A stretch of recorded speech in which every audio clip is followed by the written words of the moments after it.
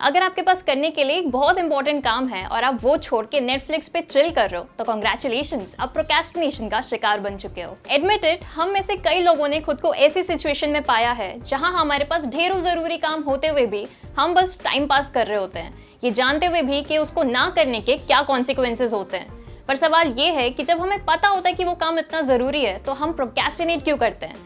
आज इस वीडियो में मैं ब्रेक डाउन करूंगी कि प्रोक्रेस्टिनेशन होता क्या है, उसके टाइप्स क्या होते हैं और आप उसे कैसे अवॉइड कर सकते हो।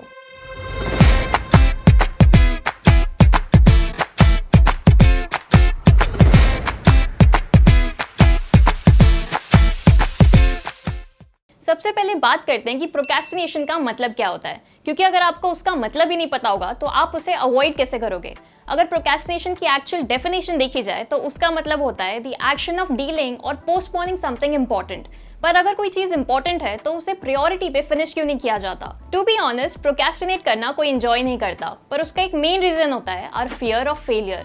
हम शायद किसी चीज को करने से बहुत डर रहे होते हैं, इसलिए हमारा माइंड हमसे बार बार कहता है कि यार कल कर लेंगे कल कर लेंगे, या फिर हमें वो काम बहुत ज्यादा लग रहा है, इस वजह से हमें स्ट्रेस और एंजाइटी फील होती है। इसीलिए हमारा माइंड वो सारे टास्क अवॉइड करता है जो हमें स्ट्रेस फील कराते हैं। प्रोक्रेस्टिनेशन हमारे माइंड का एक तरीका होता है जिससे वो ये स्ट्रेस और एंजाइटी वाली फीलिंग को अवॉइड कर सके।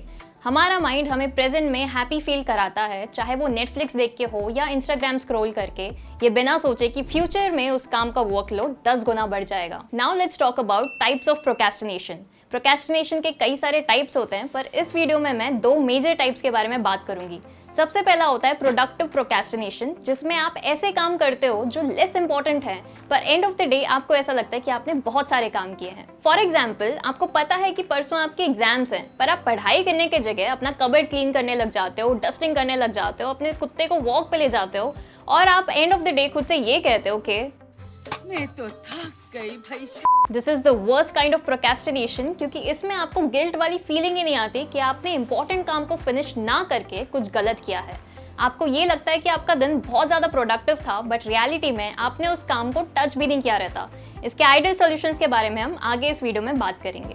दूसरा और काफी कॉमन टाइप होता है पैसिव प्रोक्रेस्टिनेशन, जिसमें आप अपने लिए टू डू लिस्ट बनाते हो, गोल सेट करते हो, A to Z हर चीज प्लान करते हो, पर उस पर कभी एक्शन नहीं लेते।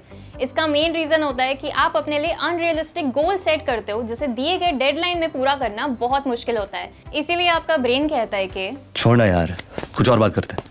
फॉर एग्जाम्पल, आप प्लान करते हो कि आपको 1 लाख रुपए कमाने हैं इन नेक्स्ट 1 मंथ, पर आपको रियलाइज होता है कि उसके लिए आपको क्लाइंट्स ढूंढने पड़ेंगे, अपनी स्किल्स इंप्रूव करनी पड़ेगी, बहुत मेहनत करनी पड़ेगी, और इसीलिए आप उस पर कभी एक्शन ही नहीं लेते और अपनी डेडलाइंस को एक्सटेंड करते रहते हो। How to avoid procrastination. To do list और नॉट टू डू लिस्ट बनाना, ये सब बहुत कॉमन वेज हैं प्रोक्रेस्टिनेशन अवॉइड करने के लिए, पर जरूरी नहीं है कि ये हर इंसान के लिए काम करे।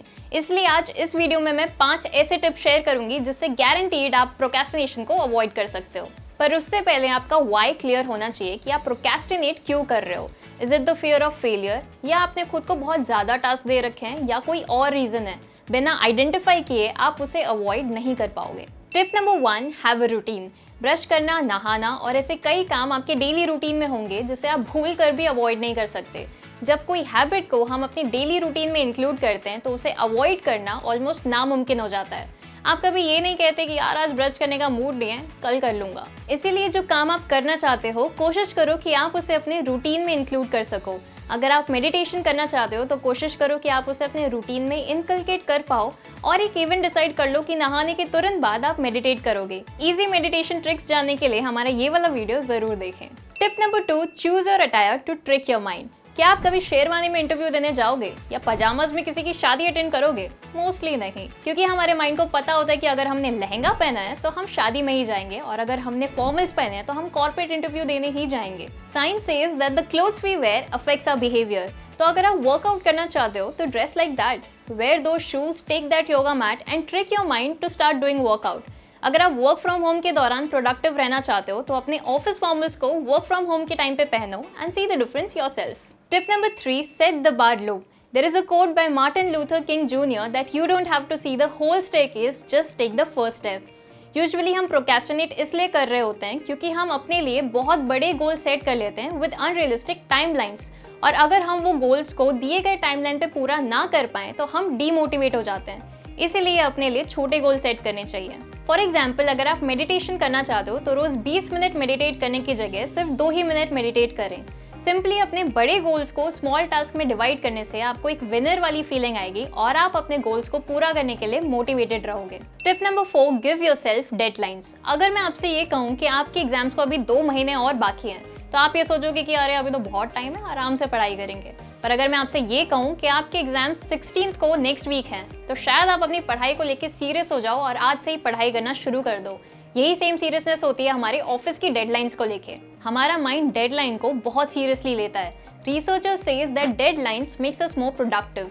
इसलिए अगर आप कोई काम को करना चाहते हो तो मेक श्योर कि आप खुद को एक डेडलाइन दो एंड आप उस डेडलाइन को फॉलो करो। Tip number 5, follow people that remind you of your goals. Usually जब हम प्रोक्रेस्टिनेट कर रहे होते हैं तो हम एंटरटेनमेंट के लिए या तो यूट्यूब देखते हैं, इंस्टाग्राम, नेटफ्लिक्स पे चिल कर रहे होते हैं। पर अगर आप ऐसे लोगों को सोशल मीडिया पे फॉलो करोगे या ऐसी सीरीज देखोगे जिससे आप अपने गोल की तरफ हमेशा रिमाइंडेड रहो तो आप ये सब टाइम पास करना छोड़ दोगे और सीधा अपने काम पे लग जाओगे। फॉर एग्जाम्पल अगर आपको शेयर्स में पैसे इन्वेस्ट करने के बारे में जानना है तो आप सोशल मीडिया पे ऐसे ही लोगों को फॉलो करें जो आपको ऐसे इन्वेस्टमेंट टेक्निक्स के बारे में सिखा पाएं।